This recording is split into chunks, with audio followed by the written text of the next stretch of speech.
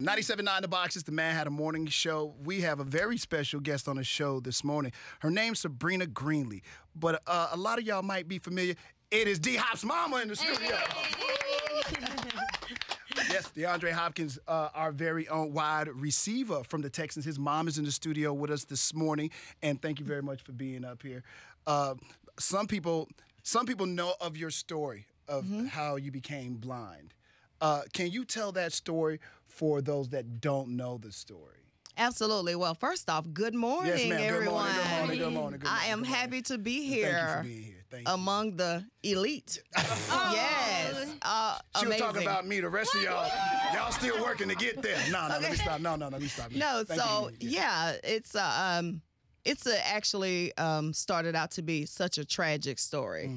And of course, we have triumphed over many obstacles. Yes, but the story, just being blind, single mother, raising 4 children, all by myself, it was, there were many days where I didn't think we were going to make it. Yes, ma'am. A lot of sleepless nights, a lot of tears, going back to 10 years old, being molested, just a series of overcoming a lot of things that just didn't have to happen, but happened. A small girl in a small town being taken advantage of. And so, yeah, as I had children, just trying to find my way, but I would say that it was good. It was some good days, some bad days. A lot of things happened. Of course, the one thing that sticks out in everybody's mind was how did I get blind? And before you tell that, because now you just dropped something else, I didn't know about the molestation either. Yes, early on. At 10 years of age. Do you know, or did they ever find the person responsible? I actually was molested by my family pastor. Wow. Yes, and that. Of course, that's in the upcoming movie, the book, but of course, I'm very transparent about it because I believe that there's healing in talking about it. I want to be able to talk to people about it because I don't want to hide anything anymore. So, yeah, I was molested at the age of 10 years old. Family pastor, he waited until my mom left, my grandmother left, and he tried to console me, and that turned into 30 minutes later, I was just left in awe, didn't know what had happened, kept the secret for about 2 years. After that, Who'd you tell? I tried to tell a couple of family members. They did not believe you. Did not believe me. One of those things, literally what goes on in the home stays in the home. Yep. I was told that, like, you're lying and you cannot, he's married. And like so you can't mess up his home. And the concern was yes, and that's typically what happens. It is. In black homes. Yes. Back in the day. This was 1984. So no justice whatsoever as it relates to that situation. Not at all.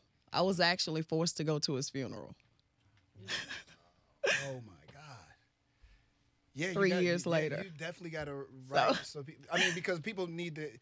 I think what happens a lot, and like you said, this stuff gets hidden a lot in certain communities, and they don't hear these stories. And people need to know that not only has it happened to you, you need to get to a place where you can talk about it and get some healing. What did you do just for that? Was there ever a time when you had an opportunity to heal from that? Even? No healing, no counseling. That just didn't happen. Wow.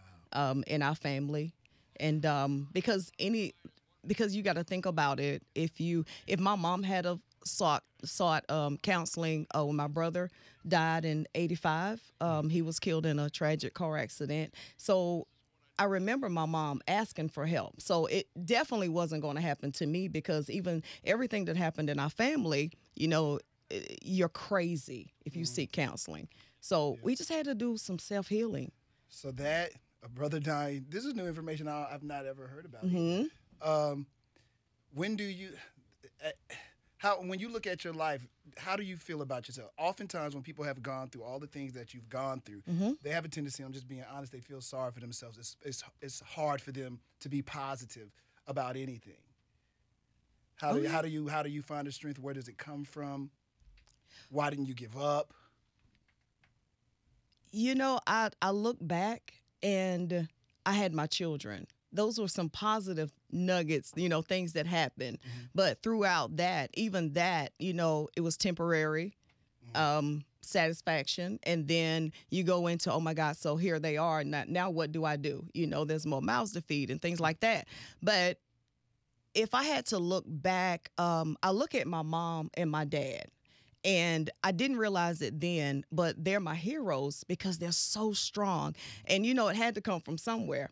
And so my mom, she lost 2 children, 1985, 1997. One was killed in a tragic car accident. And the other one, my other brother, just like my son, went to Clemson University, went on to Indianapolis Colts.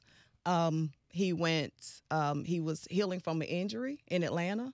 He was shot twice in the heart, 2 times in the hand, once in the shoulder. There was police officers opened fire on him, his wife, and his daughter. Everybody was shot. He was tragically killed in that. And so our family has dealt with a lot of things. And so I owe everything to my mom because she's so strong and through all of that. And then to go on through life and your daughter, you know, there's attempted murder on my life. So you're looking at 3 children that she's had to endure a lot from.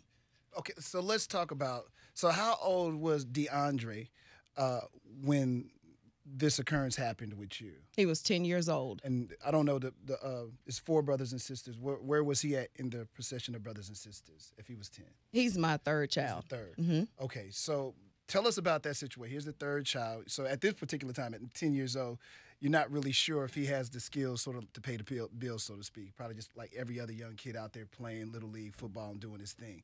But tell us about the situation that occurs, and were any of the kids witnesses of what happened as it relates to you?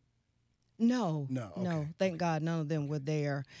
I knew that Deandre was special.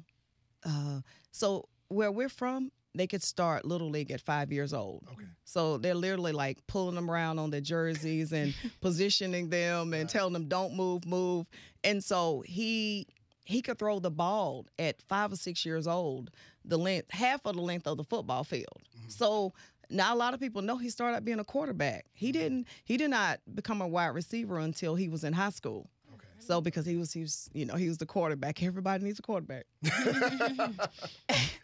It's like the most athletic kid is always a quarterback, right? So yeah, so that's how we started out. But I knew something was there. You knew he was special. Oh yeah, okay. Absolutely. We're gonna come back to Deandre. So tell me how this situation occurs with you. The day where whomever done whatever they done to you, you become blind. July 20th, 2002. I'm dealing with a guy for literally about 3 months into the relationship. I was dealing with a lot of self-hatred.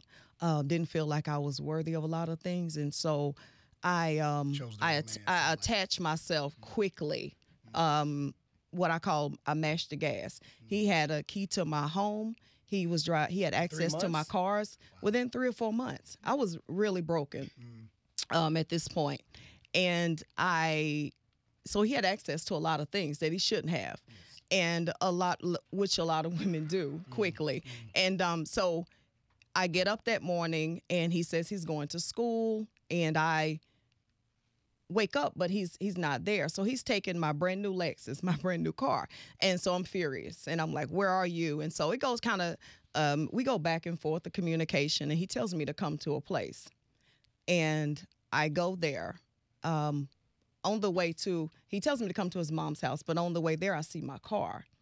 So I pull behind my car. I still don't know to this day how I thought I could drive 2 cars home, but I was just so furious. Yeah. And so I go pull up behind the car. He comes out, and he's like, what are you doing here? And I'm saying, hey, you told me to come here. And he takes my hands, and he turns my back. So we're arguing a a lot of arguing transpired, and he turns me around. Well, this young lady comes out of her apartment complex, and what she's concocted was a concoction of liquid red devil I mixed with Clorox. So she comes out.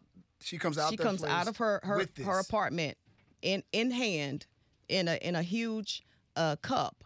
Well, forensics testified in court that this concoction got up to 400. It can get up to 400 degrees in a matter of 3 minutes. Wow. And so she got second-degree burns trying to throw it on me, on her hands. And so she calls my name, and she dashes this on me. Instantly, I fall to the ground.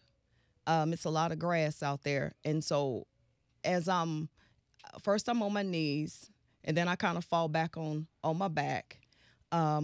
I feel like, at first I feel like it's hot water. Mm-hmm. But then I quickly think, this it's not right. Like, because my breathing gets shallow. And I take my hands and I'm feeling my face, and like my skin is literally coming off in my hands. And so I'm laying out there bleeding. Still not really understanding the severity of what just happened, but I realized that I can't get up. And so, of course, my breathing gets more shallow, and I could hear, this is 12 noon. This is like the middle of the day. The sun is beaming, and you could hear everything going on around me, but I can't move. And so I'm assuming I lay there for another 5 minutes or so. So they get scared. He comes and picks me up, blood and all. He puts me in my car. He drives me to a gas station near. I'm assuming I was only in the car maybe a minute or two. Mm-hmm. And we get out.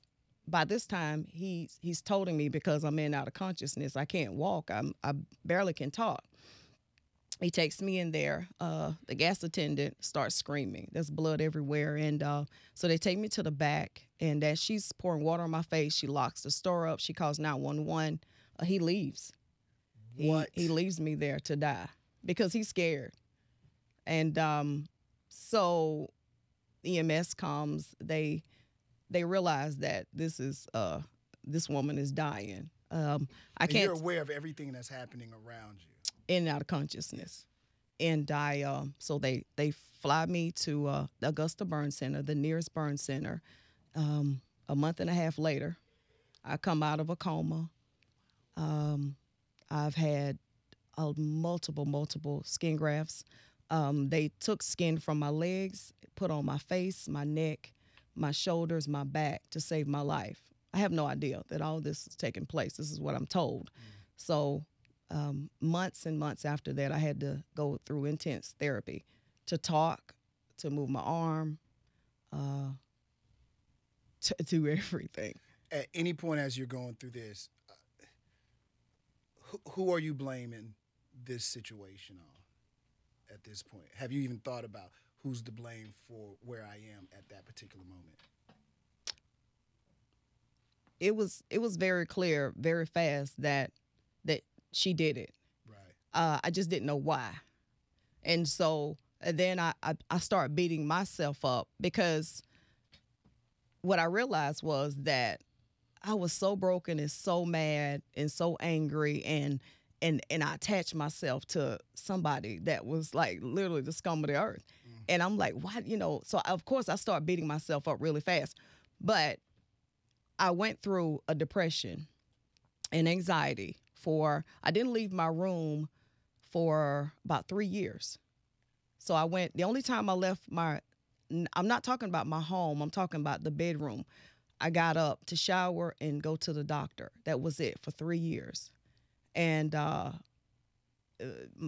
kids was growing up. They were asking me to come to events. I couldn't, I was distraught. I couldn't be seen. My face was dark. It was a bad time. I contemplated suicide 2 or 3 times. I knew exactly how I wanted to do it, when I wanted to do it. I was making sure nobody was in the house. It was a very dark time. I just could not understand how someone could do this to someone else with 4 children and not understanding the life that I had already been through. It was tough already. What was the turnaround then? why didn't you not go through with something that could have hurt you? I mean, why did you not hurt yourself? My children. No ifs, ands, or buts about it. It wasn't this whole story about I found God or this miracle. It was literally my children was why I fought, because I had no one. They didn't have anybody but me, so there was no one to cook. I had to literally ask people to come in my home and cook for my children. My oldest daughter, she was going into high school, and these coaches were just putting her in these classes and kind of passing her through. It was a lot of things that was going on, and a lot of people was taking advantage of the situation. And I knew that I had to fight back for my children. I wanted to just make a difference. And I was scared. I didn't know how I was going to do it. Did something happen in particular? Why? Because you said you were in that room for 3 years. Did something happen during that? I mean, I know you did it for the kids, but did something happen with one of your kids? Did something happen personally that made you say, okay, enough is enough? There was a particular day, my baby girl, Shantaria, she was 4. And so she was 4 when I got hurt. So I would say she was around 7 when this particular incident, she came in there, and there was nobody there but me and her. And she asked me, could I fix her something to eat? And she was hungry, and I had to tell her no. That was like the most hurtful thing, to tell my baby no. And then I called someone, and they said they were busy. I called someone else. They said they'll come in a couple of hours. But she's standing there tugging at my bed saying she's hungry. So I get up, and I feel my way down the hall, and I stand in my kitchen. And I just cried, and I bawled for hours. And I was like, this is it. I don't know what I'm going to do, how I'm going to do it, but I got to get in this kitchen. I don't think I've stopped since. Yeah, it was tough. And it was a long road. I mean, I had more anxiety trying to get back into the role of being a mother, because it was easy giving up. It was easy to lay there. It was easy just to kind of, okay, it's over. I don't even care. Let somebody else do it. But fighting back was tough. Wow. What happened to the man and the woman? She received 20 years in jail. She's still in prison right now. We had to pick our poison, per se. So he testified against her. There was nothing done to him. Wow. Did she apologize? Never apologized. Does it even matter? Never. There's no apology. She had the opportunity to apologize in court. We went to court a year later. They asked her, did she have anything to say? I was told she turned her head. Wow. Okay. Do you forgive her? Oh, absolutely. I had to, and that was tough. And I want to say this: older lady come in one day and she says, baby, you have to forgive her. I said, yes, ma'am. Yes, ma'am. Before this woman got to her car, I was like, how in the heck could she ask me to forgive this girl? Like, she took my whole life away. But then I would say about a year later, I started the process of forgiveness. It didn't happen overnight, but I said her name until it just couldn't hurt anymore. And I asked God to just take it, literally take it, because this is what's stopping me. If this is what's stopping me from being a mother to my children and being a woman that I used to be, then I don't want this. And I would say it took about a year and a half, but I have no animosity, none at all for her. I literally find myself praying for her sometimes, because I have totally forgiven her. I don't know if I could be so forgiving, and people know me. I'm not forgiving at all. As I listen to this, I'm saying to myself, I should try to be. The nerve of me not to be as forgiving as Ms. Greenlee. While you're going through all this, your kids, obviously, they have to continue. As this is going on, obviously, Deandre is becoming a better sportsman, a better kid. How are you able to monitor these 4 kids who are obviously growing and you're not there to your presence is there, but the everyday that they need is not, but they're still, how are they dealing with what's going on with mom, I guess is where I'm going.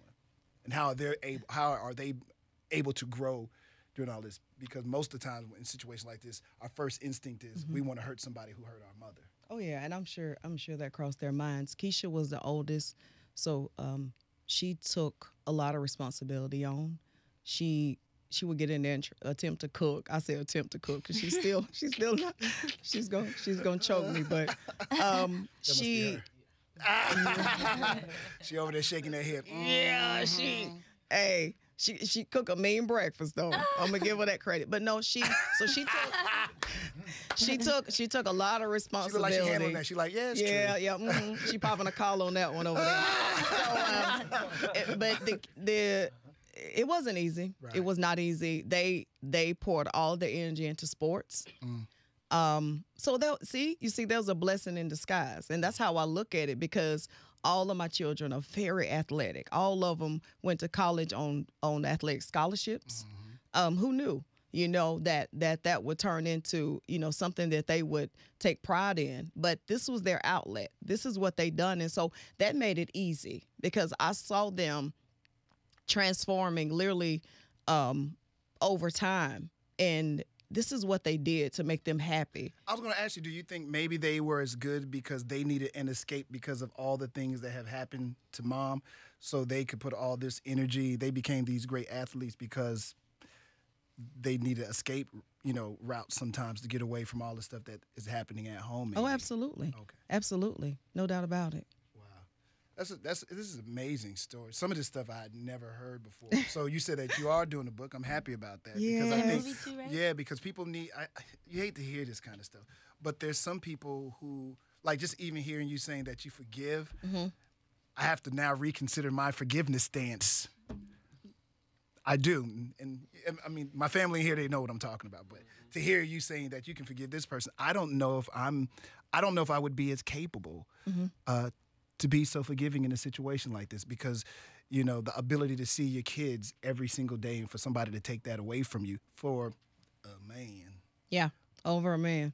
That's tough. And not to disrespect us as men, but a man probably not doing everything he should as a man. It's mind-blowing. Just a petty act. Yeah. Of jealousy. But I say beauty for ashes. Did the kids make a promise to mom? That don't worry about it, mom. We got you, and we're gonna, we're gonna do our things so you can be proud of us. Or they just did what they did, and it was just all natural. Yeah, there was no discussion. There was no discussion. I mean, I knew that there was some things that I had to put in place. Curfews, Keisha. There was curfews that they had. Was she bad or something? No, she was beat up today. No, that's because her and my other daughter here. They're here. My daughters are here, so that's why I let. All these are your daughters? No, Shantari. Oh, okay. Hey. Shantari is here. My 21-year-old is here. My 31-year-old is here. Something from hair on her face, so I didn't want to grab it. Okay. No, so they're here. I think she got it. Okay. And No. She was she letting you know I got your back. Okay. I just think so we had there was some things I had to put in place. That we did curfew. And they we did family meetings. Yeah, believe it or not, they were attentive. Why'd y'all listen? Because y'all could have easily been trying to get over on mom. Because most kids try to get over on their parents. That's just what they do. For real.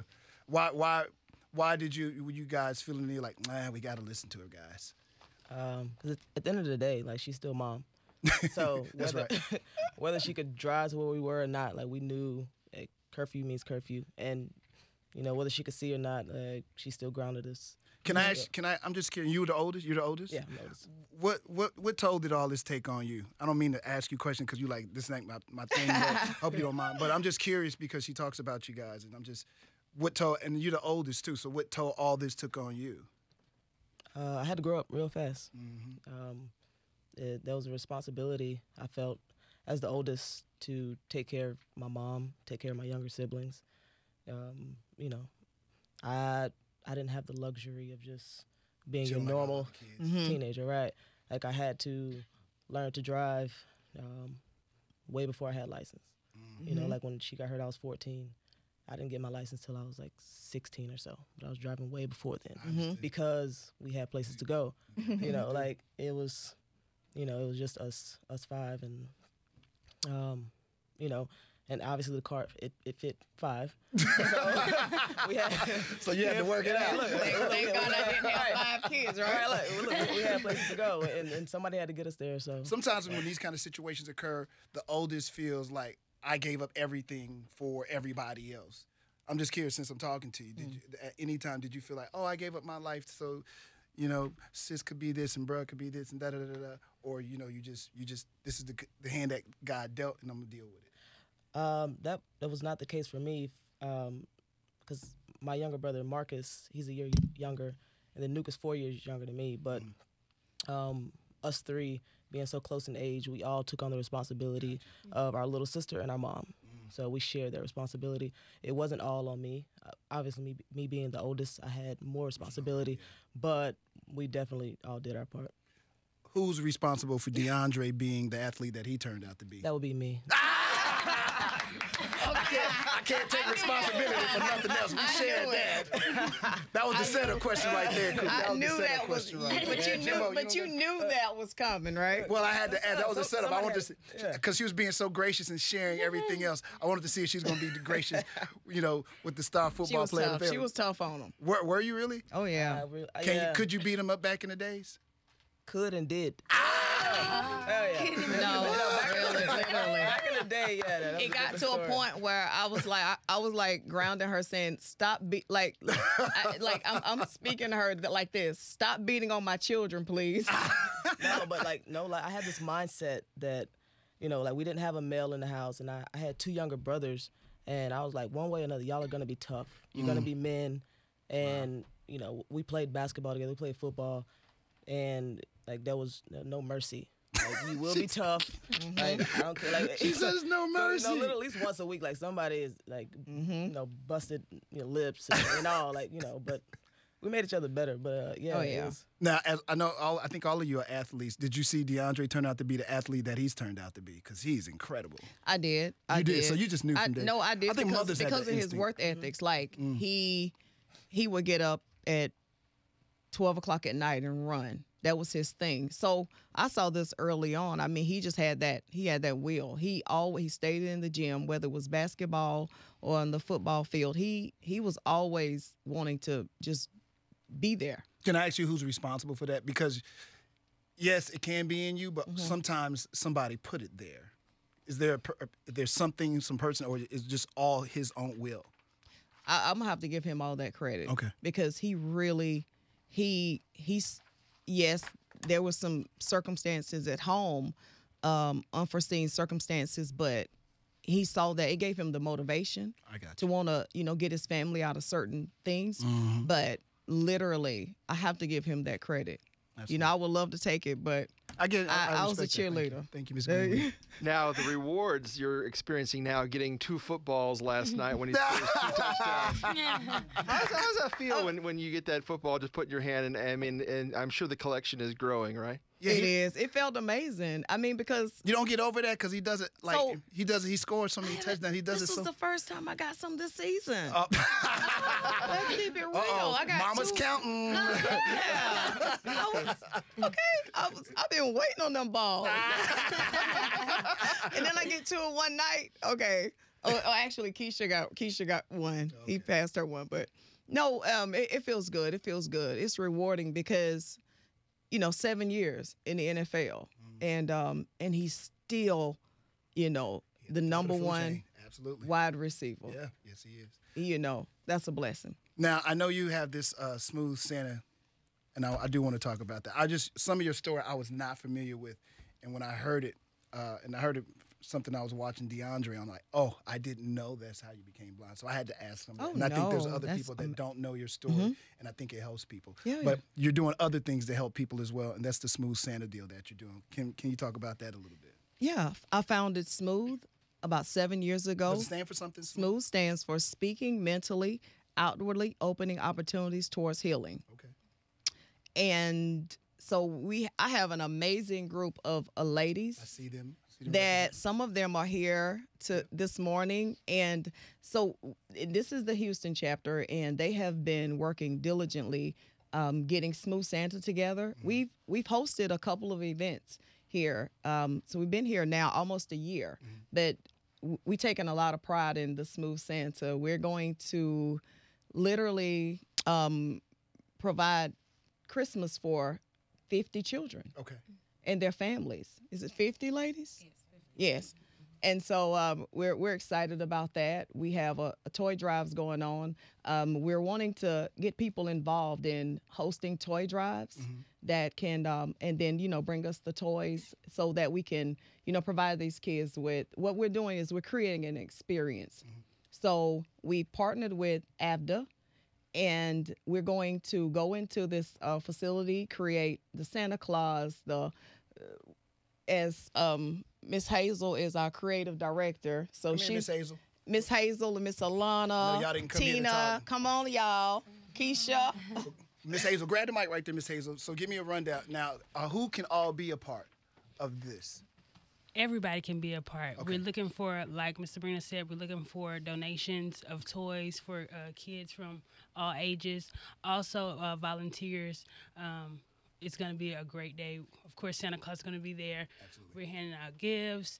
We're having activities. So we just, if you guys can visit Smooth Inc. and see how you can be a part. So Smooth Inc. is online. Smoothinc.org. Yes, smoothinc.org. Spell it out, too, because, somebody might think it's a smooth with a V in it or something like that. Okay, who's this walking up to the mic? Hi, my name is Alana. Hey, Miss Alana. Alana is my VP of Houston. All right, let the VP talk then. And it is Smooth with 3 O's. Okay. SMOOOTHINC.org. That's very important. Okay. Yeah. They can go there and get information. They can find out when activities happen. They can find out how they can volunteer. They can find out, can other kids be a part of it as well? And sign up? No. So you already got a team, but you do need the toys and you do need the volunteers. And they can just go online. I guess everything they need is online. They can sign up. To volunteer, what slots you want, what time, morning, afternoon, everything. Whether you want to host a toy drive yourself and use us as a beneficiary of your toy drive. We've done that. And we've also had people just drop off their own toys or donate monetarily as well so we could pick them out. And again, all online is SMOOOTH. 3 O's. All right. Yes. And then we have Miss Tina. She is responsible for the toy drives that's happening on the tailgate end and the media. So we have a host of ladies. So Miss Tina, give me a rundown. Tell me what's going on. Okay, so right now we have 3 drop-off locations for anybody who does want to donate currently, toys. right now. Currently, right yes. now. I believe through December 7th, we're accepting at the 3 drop-off locations, which Energy Corridor is going to be on Wickchester Lane, 12141 Wickchester Lane. I'm the contact, Christina Dorsey, for that one. We have a Stafford location at the Lock Block. Hazel Brown is the contact for that one. And that's on 610 Murphy Road, number 202. In Pasadena, we have Hair Palace, which the contact is Patty Cream. That's on 4214 Center Street. So those are 3 ongoing drop-off locations through December 7th. I know last night we had somebody at the tailgate. Nuff Said Tailgaters did a collection for us, and they will also be doing it at the next home game. So if anybody is in the blue lot and wants to go to the Nuff Said Tailgaters tent, they will be accepting donations, and I think they're still running the promo that if you bring a toy or a $10 plus donation, you get entered into a raffle to win a DeAndre signed ball. Cool. So all this information is online, correct, ladies? All of it is online currently. Give the website again, please. Miss Sabrina, you right. Smoothinc.org, and that is with 3 O's. SMOOOTH Inc.org. Ms. Greenlee, I appreciate you so much for coming in here today. I appreciate your team. You guys coming in here as well, sharing your story. That obviously you don't have to share your story, but I think it helps so many people who go through things share. Even me, I take something out of it today, like, man, I might have to forgive somebody. I don't want to. It hurts. It hurts me, Miss Sabrina. It just hurts me. There's healing and forgiveness. Oh, there we go. She trying to preach to me, Jimmy. She trying to. Don't use this to preach to me, girl. Don't I look healed? Preach to me, girl. Don't try to use this to heal Hatta. No, you don't. No, you don't. No, but really, thank you so much. DeAndre is awesome. I don't know what you're saying. Oh, we're going to get to the social media, baby. This is just what we do. She wants you to get that social media, let everybody know so they can. Now, who running her social media? Well, I've been running it as of yesterday. Oh, okay. Oh, so you just started. Oh, so she needs some followers. So, Okay, all right. So Instagram? yes, her Instagram. All right. Do you know what's your Instagram? So they tell me I'm a social media influencer now. Okay. That's what that's what they tell me these days. So I'm gonna let Miss Lauren tell you. Come on, Miss Lauren. Come on now. Tell her now. She's an influencer, so influence these people now. So most of you may know me as Low London from Instagram. And right now I'm running Miss Sabrina Greenlee's page because we need people to get into this story. They need to know everything about her. They need to know how her day-to-day life is going. Last night she wasn't having a great day, but she got up, she went out, she supported her son, she supported the Texans, which is supporting Houston. So we need people following her page, following her story, supporting her, supporting Smooth Ink, and yes, we're just gonna turn up for Houston. What's the page? What's the name? Handle. Sabrina Greenlee 12. Can you spell it? Because sometimes people they need spellings, baby. Sabrina Greenlee Greenlee 12. And why 12? 1, 2. Why 12? Oh, 12 is her birthday. Oh, okay. And that's on IG, correct? Yes. All right, all right. I want to make sure we got everything. Yes. So I think we have everything. So can I say something? Yes, you can. Yes, you can. So Brun Studios has reached out to your girl, the one and only Sabrina Greenlee. Okay. And I closed a movie deal with them. Okay. Congratulations. Earlier this year. Okay. So the movie will be called Sabrina. Okay. So if you didn't catch something this morning, definitely go out and catch the movie. It's in the works. Creative writing is going on now. I have a director. And it's a motion picture. We're not talking about low budget now. we going for an A-lister. So is there anybody you want in particular to play you? I am if Taraji P. Henson would agree Rob, to you it. didn't know nothing. Shut up. Rob over there. I knew she was going to say that. Shut up. Taraji P. Henson, Gabrielle Union. Wow. Okay. Lisa Ray. Okay. I feel like, it. I love some Lisas. I like Lisa. So Lisa, Lisa's my fashion icon. Who's going to play DeAndre? Oh, God. If you ask DeAndre, he going to say DeAndre. Idris Elba is DeAndre Hopkins. Look, at 10 years old and 20. If you ask him, he's going to say himself. Well, congratulations. Yeah. Well, thank you. Do you know how long the process is going to be before we see the lights of day? Because I know the writing process. So it's still, yes. So I have an amazing team in Hollywood, LA. They're working on it. Okay. But I would say look for some things to come in 2020. Okay. Well, when things happen. Yes, we'll have more in 2020. And then whenever I'll come back. And before that, if there's something going on, let us know. Yeah, I would love to come back. Okay. Thank you, Miss Sabrina. Miss Sabrina Thank DeAndre in the studio. Everything's online that you need. And follow her. She's an influencer.